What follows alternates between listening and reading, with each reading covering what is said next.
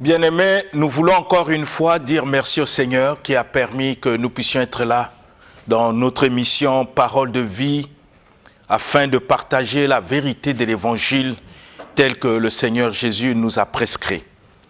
Et nous savons que le but de cette émission, c'est pour montrer ce que le Seigneur a prescrit dans sa parole afin que nous, les chrétiens qui se sont engagés à servir le Seigneur, nous ne puissions pas faire des choses comme nous voulons, mais le faire comme Dieu lui-même l'a décidé, tel qu'il l'a révélé dans sa parole.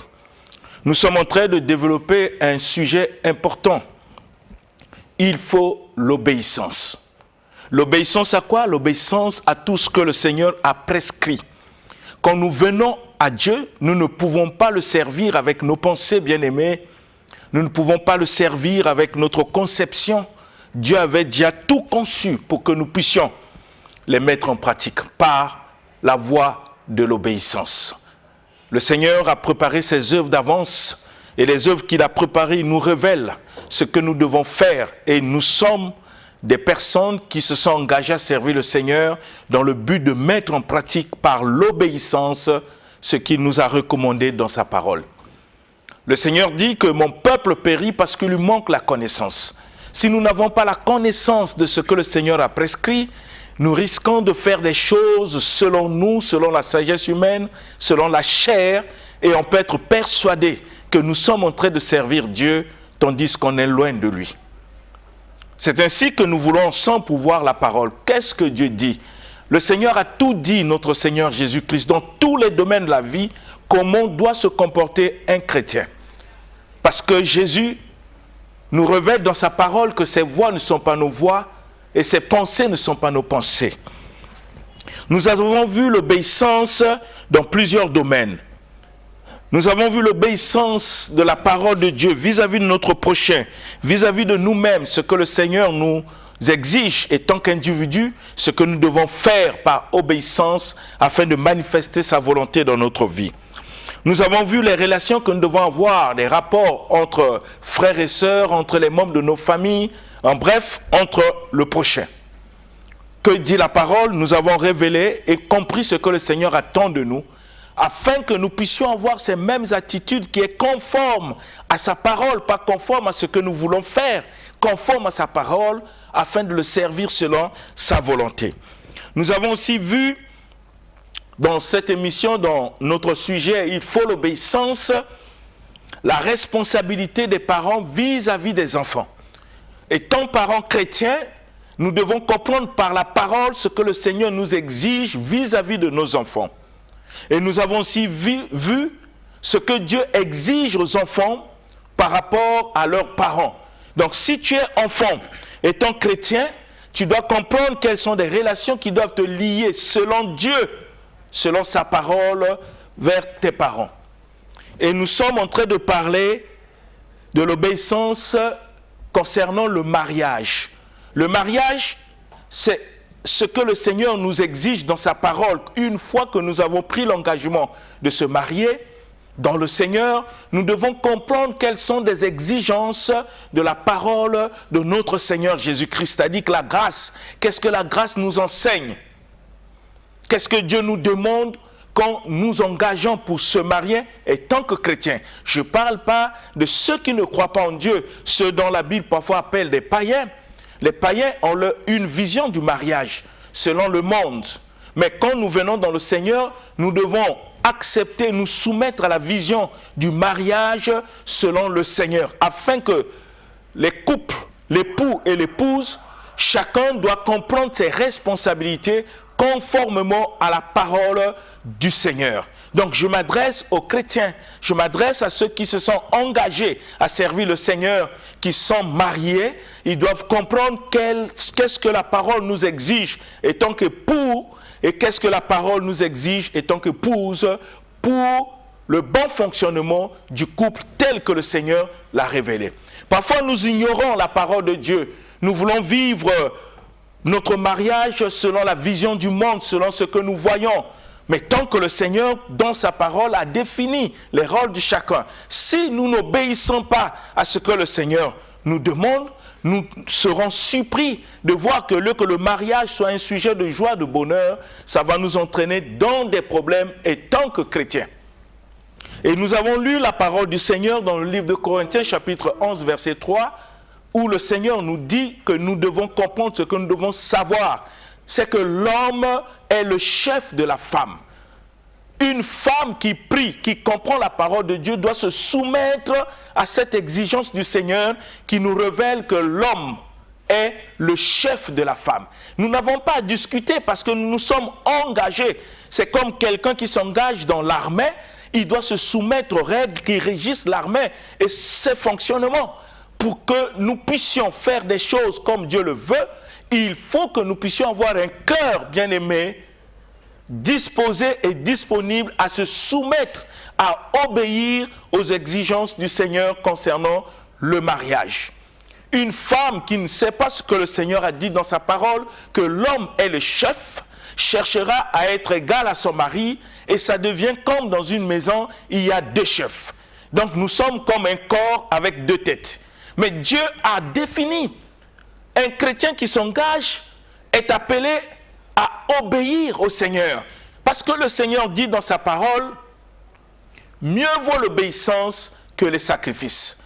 À quoi sert un chrétien qui loue Dieu, qui adore, si dans son cœur, il n'obéit pas aux exigences que le Seigneur nous recommande dans sa parole? Je dois croire ce que Dieu dit. On peut parler d'égalité entre hommes et femmes, ça c'est le monde qui nous le présente. Mais Dieu ne voit pas les choses de cette manière. Dieu dit, l'homme est le chef de la femme. Donc nous devons le comprendre tel que le Seigneur l'a révélé. Étant chef dans le foyer, nous devons comprendre la notion du chef selon Dieu. Parce que souvent, on a une mauvaise compréhension de la notion du chef. Ici, pour Dieu, être chef, ça veut dire être porteur des solutions, quelles que soient les situations, les difficultés auxquelles le couple peut s'affronter. C'est l'homme étant chef qui doit apporter des solutions pour le bien du couple. Le chef ici, ce n'est pas devenir un dictateur pour imposer son autorité sur sa femme, mais le chef ici, c'est apporter des solutions chaque fois qu'il y a des difficultés. C'est comme dans une nation, quand les choses ne marchent pas, les gens regardent au chef d'État parce qu'ils savent que c'est lui qui peut apporter des solutions. C'est un peu à peu près la même vision que le Seigneur a de l'homme étant que chef. C'est un porteur des solutions, c'est quelqu'un qui peut apporter la paix là où il y a des troubles, c'est quelqu'un qui peut apporter la quiétude là où les choses ne marchent pas. Il peut apporter parce qu'il est le chef. Et le Seigneur ne s'arrête pas seulement à cette notion du chef, mais il montre notre attitude, notre comportement dans le mariage, le comportement du mari vis-à-vis de sa femme et le comportement de la femme vis-à-vis de son mari. C'est défini par la parole du Seigneur. Et tant chrétiens, nous devons nous soumettre à cela. Et nous avons vu ça dans le livre de Colossiens, bien-aimés, chapitre 3.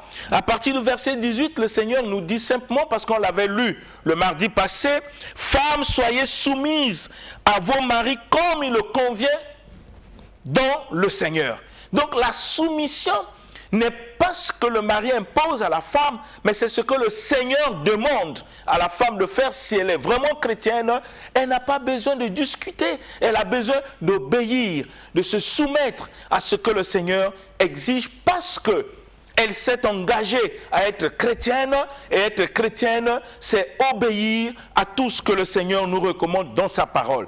Donc concernant le mariage, le Seigneur dit que la femme doit être soumise à son mari comme il convient dans le Seigneur.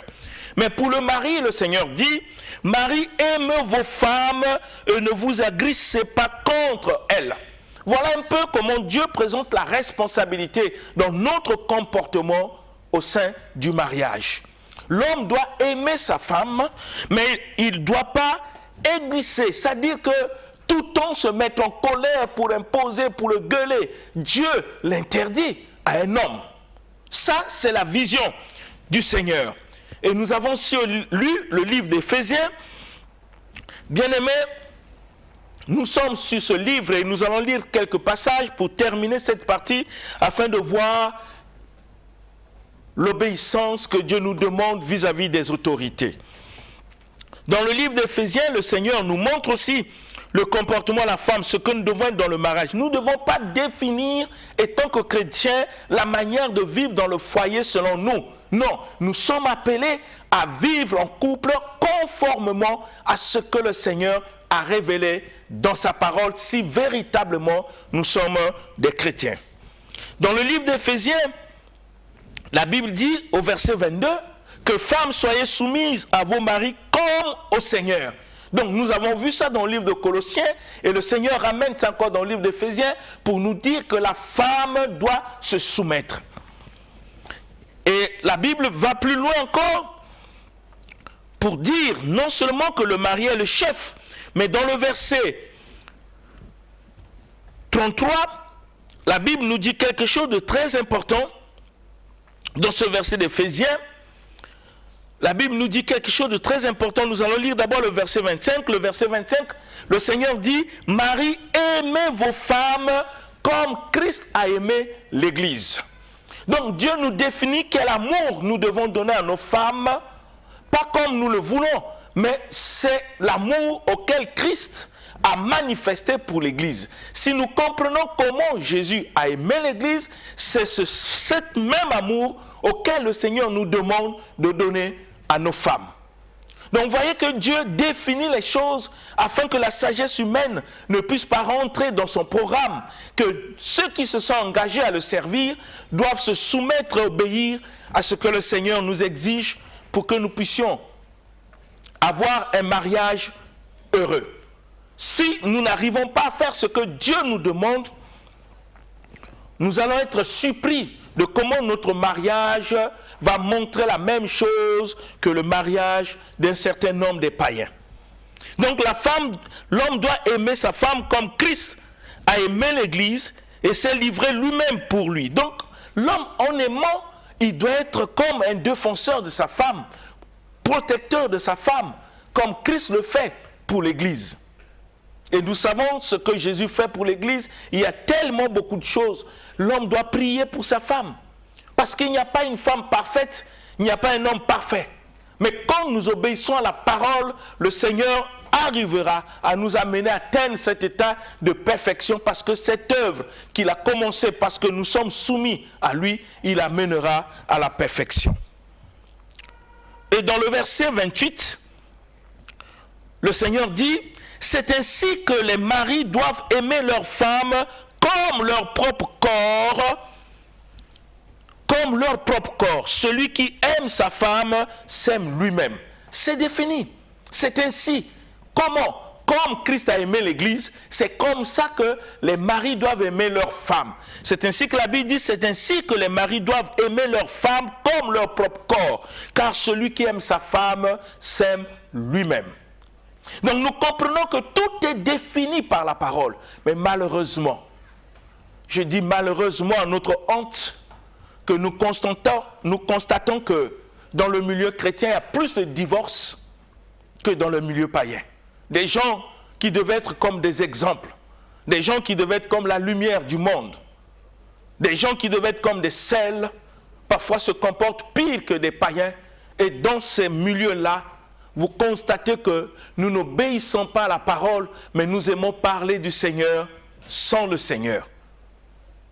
Malheureusement, c'est notre honte.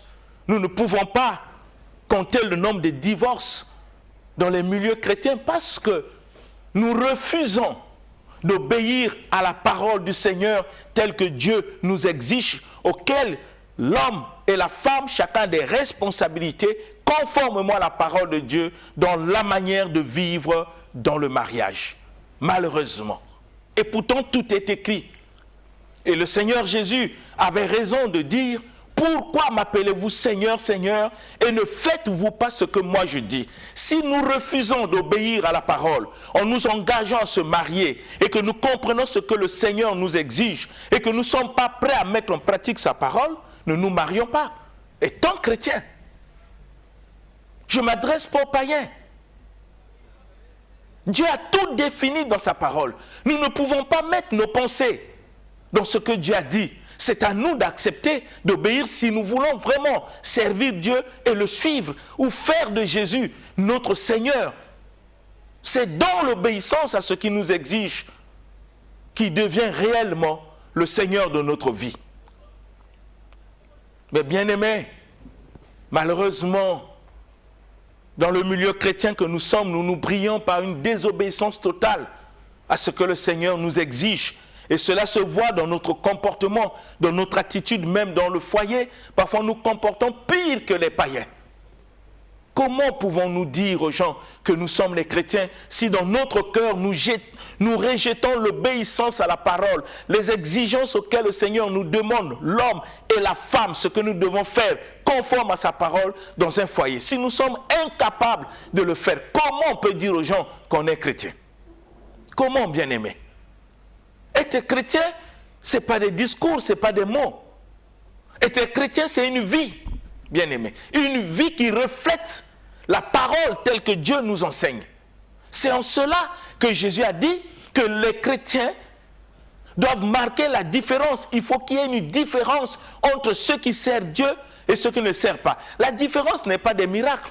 La différence, c'est notre comportement, notre attitude, notre manière de faire doit être conforme à ce que le Seigneur nous enseigne dans sa parole. Si nous sommes incapables de faire exactement ce que le Seigneur nous recommande, en quoi sommes-nous chrétiens? En quoi? N'est-ce pas? Le Seigneur Jésus nous dit dans le livre de Jacques, ne vous bornez pas à écouter les enseignements seulement, mais mettez en pratique. Si nous sommes incapables d'obéir, c'est-à-dire que de mettre en pratique la parole du Seigneur telle que nous demande dans le cadre du mariage, en quoi sommes-nous chrétiens? Pourquoi on peut avoir l'audace de dire aux gens que nous sommes chrétiens si au fond de notre cœur, nous savons que nous n'obéissons pas à ce que le Seigneur nous demande dans ce qu'il a prescrit dans l'Évangile? Comment on peut faire comme ça? C'est ainsi que le Seigneur va encore plus loin. Dans le verset 33, le Seigneur dit, du reste, que chacun de vous aime sa femme comme lui-même et que la femme respecte son mari. Malheureusement, que parfois dans des foyers chrétiens, vous voyez l'impolitesse de la femme vis-à-vis de son mari. Une femme chrétienne qui froisse même son mari publiquement devant les gens, elle se dit chrétienne. Je ne sais pas si elle a compris la notion du mariage selon Dieu. Nous trouvons aussi des hommes tellement qu'ils injurient leurs femmes, qui tapent leurs femmes devant ses parents, devant les amis, devant tout le monde. Mais cet homme se dit chrétien. Et on se pose la question, est-ce que cet homme a compris ce que le Seigneur nous exige dans le mariage par rapport à notre comportement? Malheureusement. Quelle est la différence qui existe entre un couple chrétien dont chaque jour ils ont des querelles, chaque jour ils s'injurient, et avec un couple païen qui ne connaissent pas Dieu? La différence est où? Et parfois on est étonné de voir parfois les païens font mieux que ceux qui se disent chrétiens, qui vont à l'église. Pourquoi? Mais parce que nous refusons d'obéir et de mettre en pratique ce que le Seigneur nous exige. C'est défini. Nous ne pouvons pas définir le mariage selon nous, puisque Dieu a tout dit dans sa parole. C'est à nous de se soumettre. Bien-aimés. Et nous continuons, parce que je vous ai fait un peu le résumé de ce que nous avons vu le mardi passé. Nous continuons dans cet élan pour lire les derniers passages concernant le mariage, afin de voir aussi l'obéissance que nous devons avoir vis-à-vis des autorités telles que le Seigneur nous exige dans sa parole. Nous lisons le livre de 1 Corinthiens chapitre 7. Et 1 Corinthiens chapitre 7, dans le mariage, nous allons voir un sujet très important concernant le divorce. Est-ce que c'est permis dans le milieu chrétien? 1 Corinthiens chapitre 7, nous allons lire le verset 10 jusqu'au verset 11 et nous allons voir ce que le Seigneur nous enseigne là. 1 Corinthiens chapitre 7, du verset 10 au verset 11 dans la version Louis II révisée. Je lis au nom de Seigneur Jésus-Christ. Amen. À ceux qui sont mariés, j'ordonne, non pas moi, mais le Seigneur, que la femme ne se sépare point de son mari. Si elle est séparée, qu'elle demeure sans se marier, ou qu'elle se réconcilie avec son mari, et que le mari ne répudie point sa femme. Amen. Amen. Voyez, les exigences du Seigneur dans la parole. Bien-aimés, quand on ne lit pas bien la parole, nous risquons de faire ce que nous voulons, mais tout en étant persuadés dans notre cœur que nous sommes des chrétiens. On n'est pas chrétien simplement parce qu'on va à l'église. Si aller à l'église ne nous pousse pas à obéir à la parole, ça sert à quoi? Si nous allons à l'église à écouter les enseignements et que notre cœur n'est pas disposé à mettre en pratique, ça sert à quoi? C'est des questions qu'on doit poser pour comprendre. Souvent, quand nous lisons ce passage d'un Corinthien, les gens lisent le livre de Matthieu, auquel le Seigneur dit qu'on peut se divorcer en cas d'adultère. Mais lisez bien le contexte. Le Seigneur dit, c'est à cause de votre incrédulité que Moïse avait demandé aux gens de divorcer en brandissant la lettre. Mais quand nous lisons le livre de Matthieu jusqu'à Jean, ce n'est pas le Nouveau Testament. C'est une phase transitoire. Parce que pour qu'un testament puisse rentrer en vigueur, il faut que la mort du testateur soit constatée. Donc au moment où le Seigneur est en train de donner des prémices, des enseignements, la grâce, il est encore vivant. Mais quand nous lisons le livre de Corinthiens, ça c'est l'application du testament laissé par le Seigneur. Et nous devons appliquer ce testament qui est à force de loi spirituelle au milieu de ceux qui se sont engagés à servir le Seigneur. Mais malheureusement, nous nous divorçons comme nous voulons. Parfois, des raisons que nous donnons de divorce ne sont même pas fondées, même la parole de Dieu ne le soutient pas. Comment on peut divorcer parce que la femme se comporte mal? Comment on peut divorcer parce que l'homme, on trouve qu'il n'est pas l'homme de ma vie? Comment on peut divorcer? Bien-aimés, quelles sont les raisons? Si l'amour est au centre, peut-être nous ne connaissons pas ce que Dieu appelle amour. L'amour pardonne. L'amour supporte. L'amour excuse tout. Si nous sommes incapables de pardonner notre femme, de prier pour elle, pour l'aider, afin que le Seigneur change son cœur, si nous sommes incapables de pardonner notre mari, de prier pour lui, et de l'aider afin que le Seigneur l'aide à changer, en quoi sommes-nous chrétiens? En quoi? Quelles sont des raisons que nous pouvons donner pour le divorce? Quelles sont les raisons? Après qu'on ait eu tout ce qu'il faut en suivant ce cursus du mariage, quelles sont des raisons qu'on peut donner bibliquement de divorce? Au moins que nous puissions avoir une mauvaise interprétation de la parole pour défendre l'indéfendable. La parole est claire dans le livre d'un Corinthien, le Seigneur dit à ceux qui sont mariés, dans d'autres versions on dit à ceux qui sont mariés dans le Seigneur.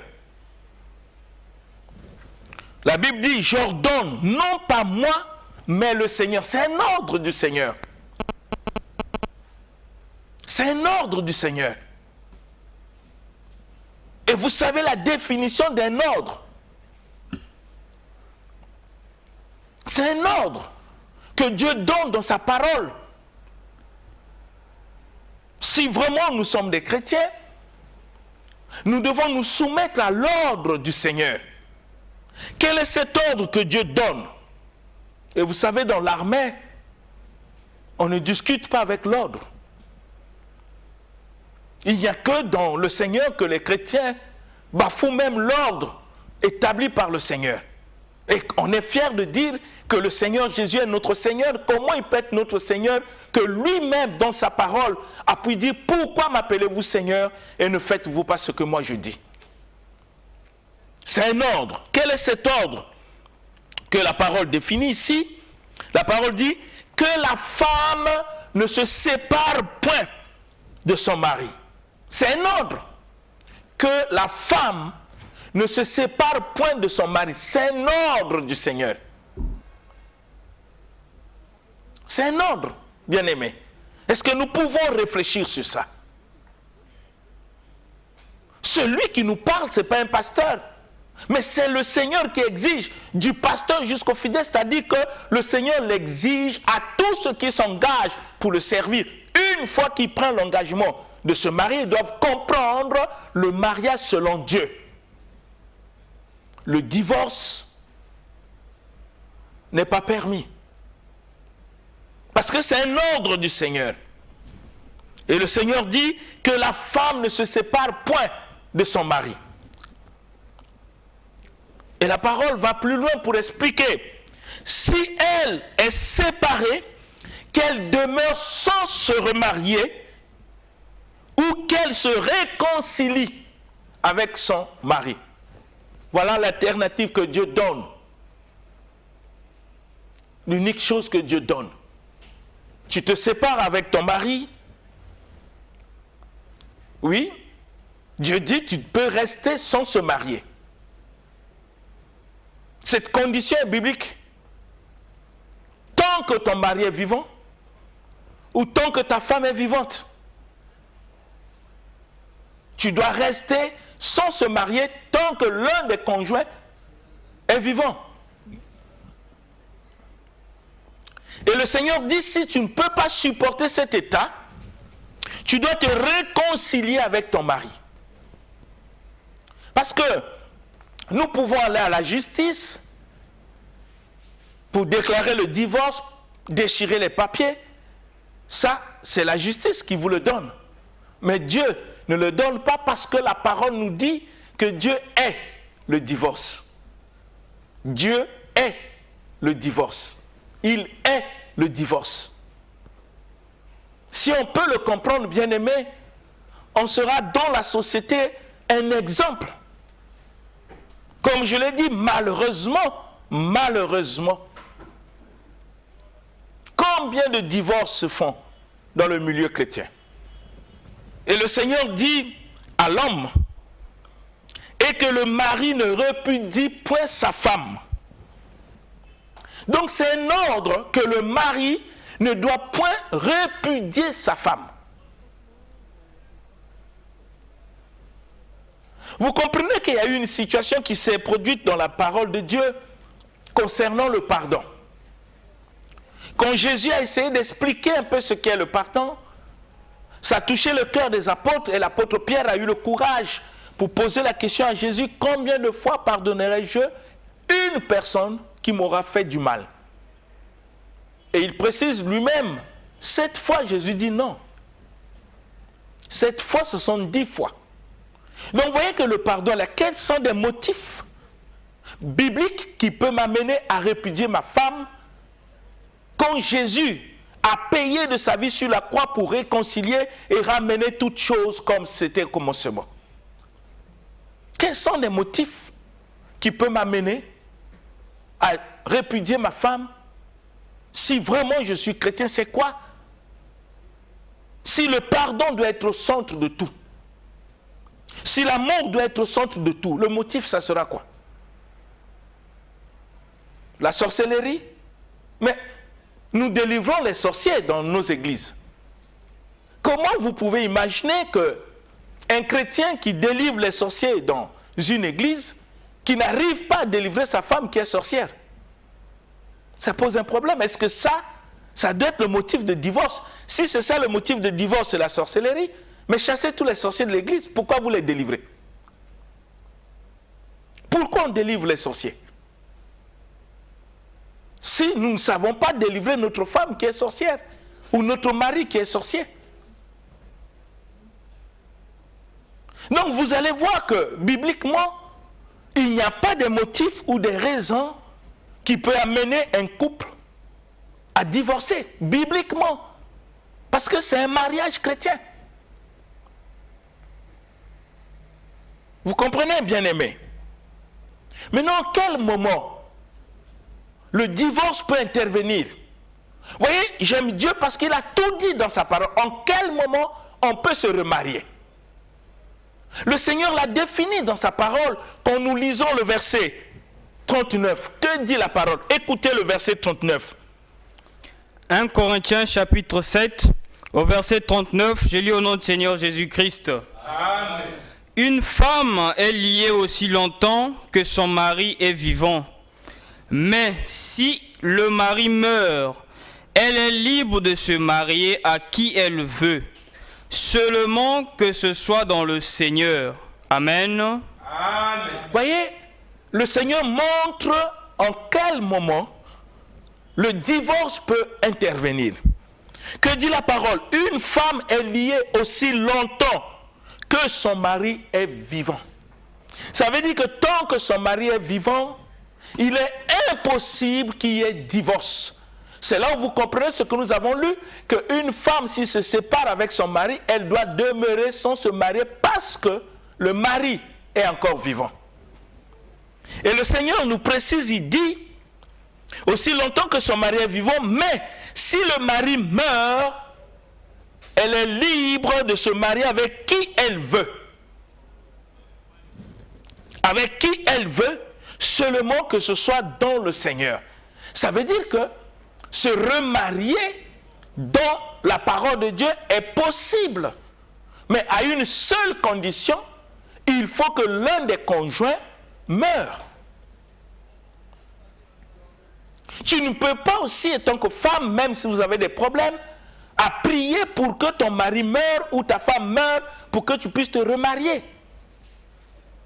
Ce n'est pas possible. Malheureusement, bien-aimés, quand vous voyez des raisons auxquelles des chrétiens divorcent, parfois on a même des larmes aux yeux, jusqu'à nous, les hommes de Dieu, qui sont appelés à enseigner la parole, à montrer aux gens les chemins.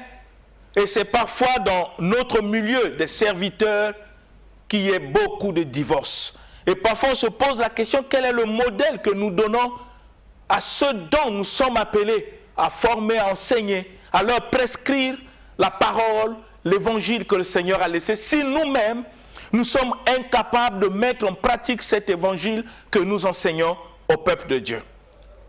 L'apôtre Pierre disait que nous devons être des modèles de troupeau. Des modèles de troupeau, bien-aimés.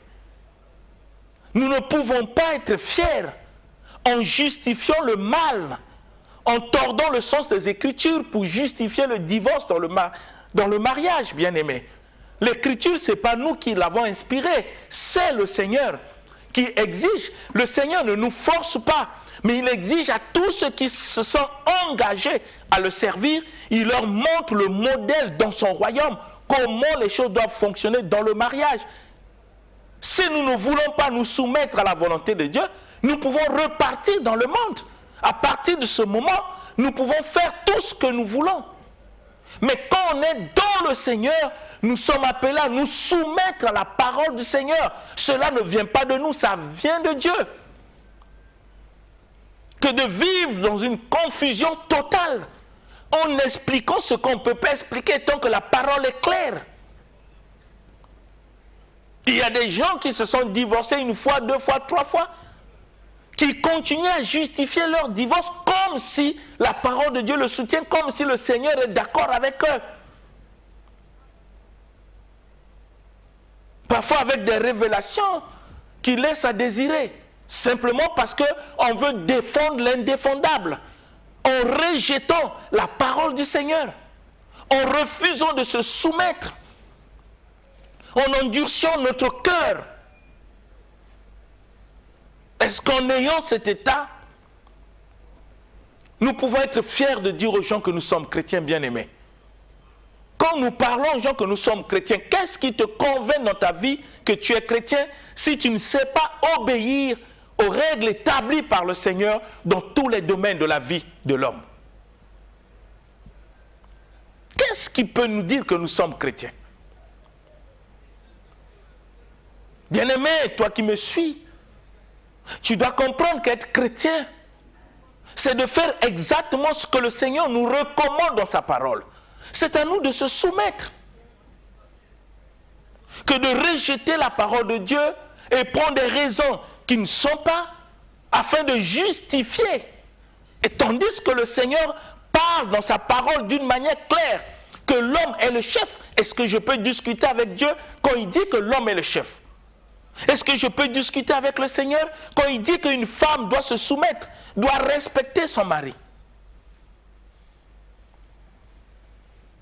Est-ce que je peux discuter sur ça?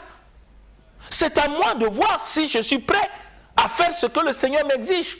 On ne doit pas rentrer dans le mariage par habitude ou simplement par succès pour qu'on sache que tu es marié. C'est une responsabilité.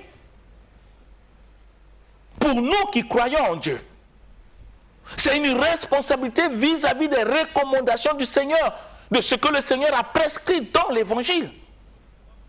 Dieu, notre Seigneur Jésus, veut nous voir manifester les Écritures dans notre comportement, dans notre attitude, afin qu'il y ait l'impact que les membres de nos familles qui nous connaissent, nos amis, voient dans notre couple un modèle qui est conforme à ce que le Seigneur a prescrit, pas conforme à ce que nous voulons être, mais à ce que Dieu veut.